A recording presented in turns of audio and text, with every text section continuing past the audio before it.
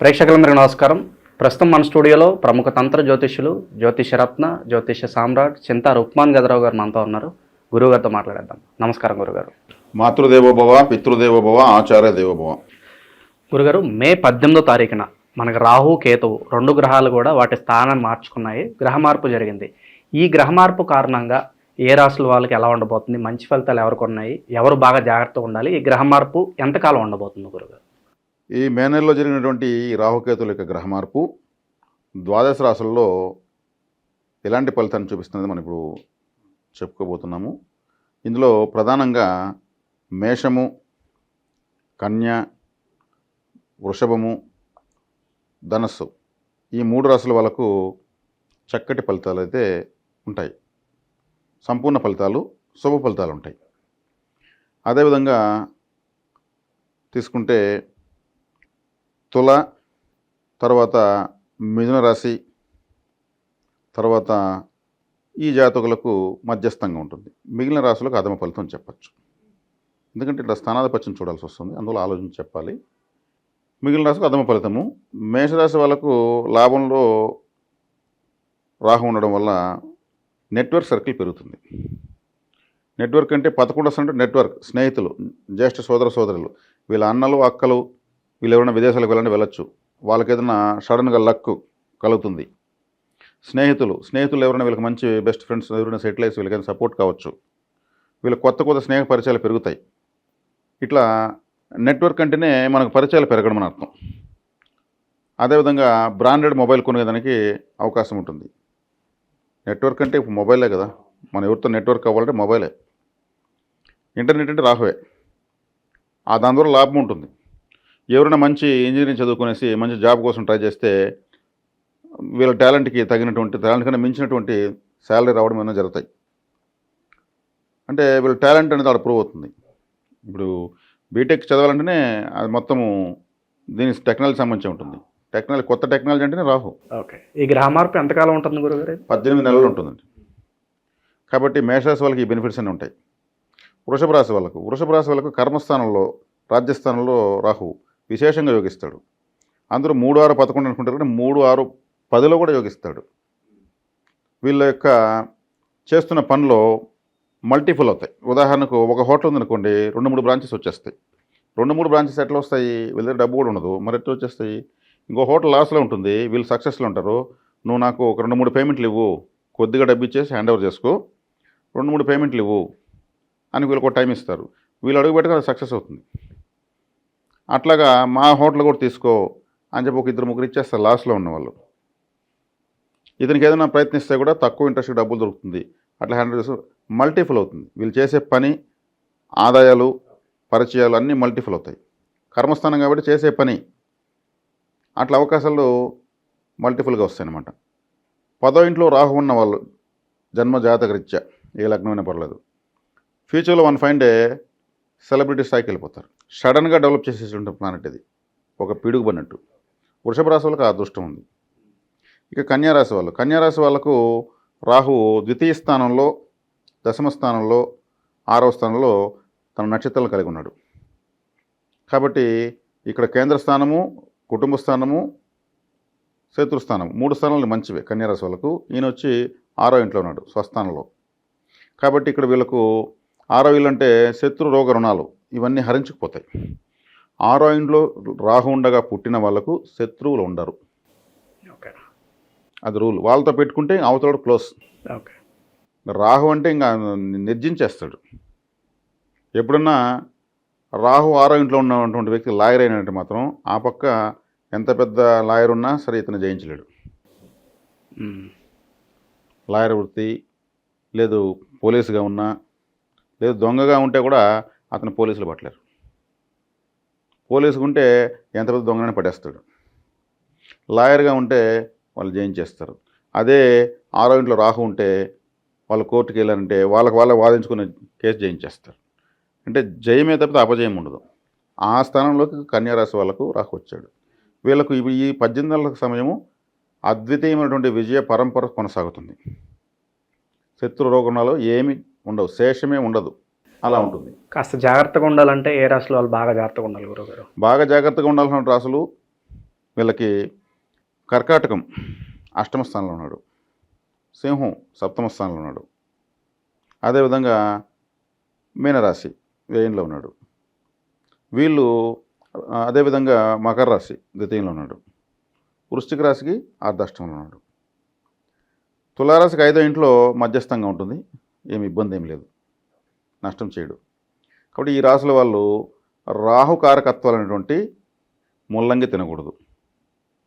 రాహుకి ముల్లంగి అనేటువంటి గడ్డ దుంప వస్తుంది.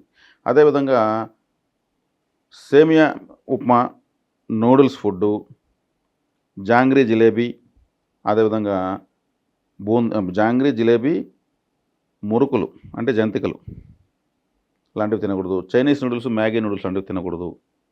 పాములు మెలికలు ఉన్న డ్రెస్సులు వేయకూడదు. అదేవిధంగా పాముల్లాగా మెలికలుగా ఉన్న వాచ్లు కట్టకూడదు.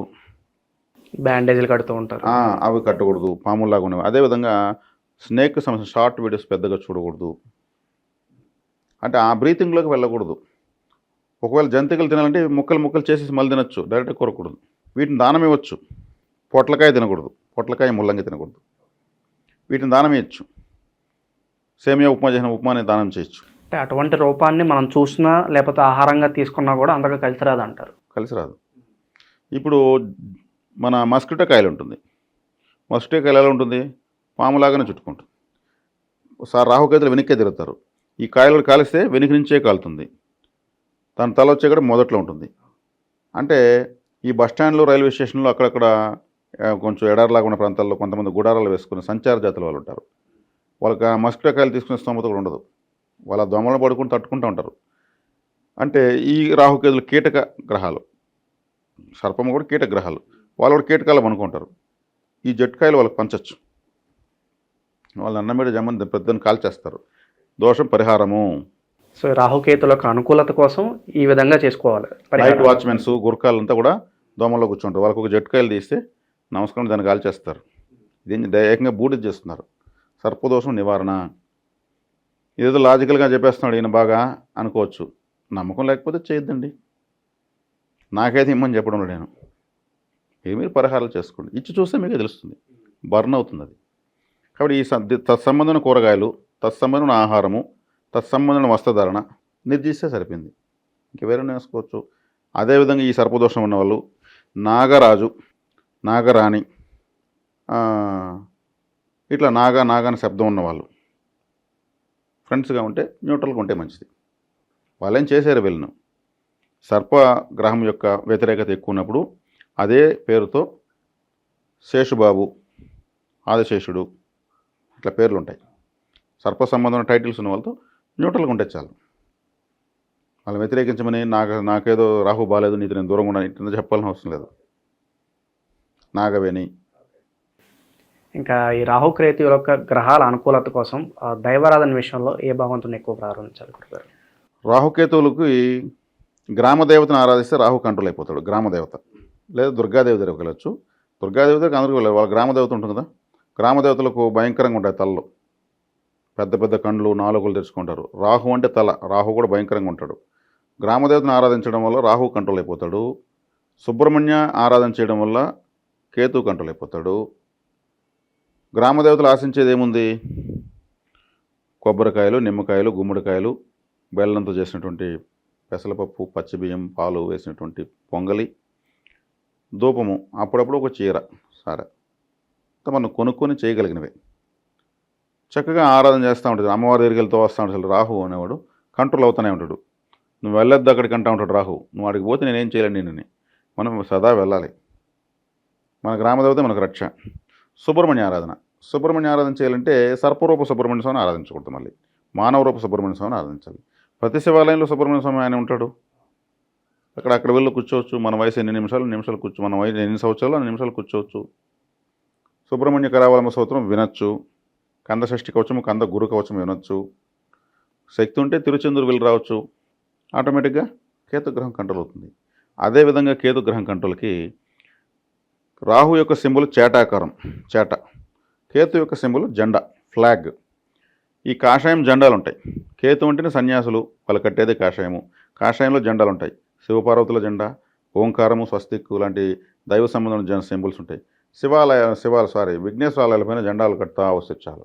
ఏదైనా కొబ్బరికాయ నైవేద్యం పెట్టి ఒక జెండా కడుతుంటే చాలు, కేతు కంట్రోల్ అయిపోతాడు.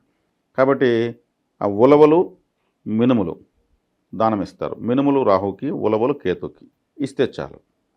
ఇప్పుడు రాహు కలిసినప్పుడు గ్రే కలర్, సిమెంట్ కలర్ లాగా ఉంటుంది. గ్రే రిలేటెడ్ వాడకూడదు. సిల్వరు వాడకూడదు. కలర్ ఎక్కువగా తీసుకోకూడదు. కేతు ఉంటే 2-3 కలర్ మిక్స్ అయితే మల్టీ కలర్స్ ఉన్నటువంటి డ్రెస్సులు నిర్జిస్తే చాలు. ఏ రోజు ఎక్కువగా వేసుకోవాలి గురుగారు ఇవి? అవి వేసుకోకూడదు.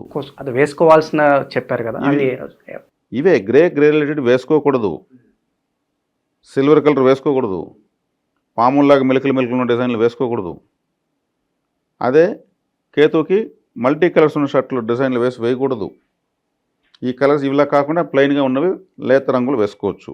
Of white, baby rose, baby green, light blue ఇటువంటివి వేసుకోవచ్చు. ఈ సర్ప సంబంధం చెప్పాక ఒక ఐడియా వస్తుంది అందరికి కూడా. ఇటువంటివి కొంచెం దూరంగా పెడితే చాలు.